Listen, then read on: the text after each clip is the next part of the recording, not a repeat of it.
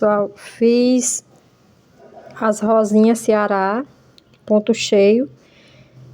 Aqui eu coloquei duas letrinhas, que é as iniciais da bebê. E para não ficar esse espaço aqui sem nada, eu coloquei as duas letrinhas. Aqui o ponto arroz.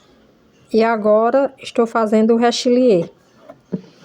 Então aqui eu usei 3 tipos de pontos do bordado nessa peça.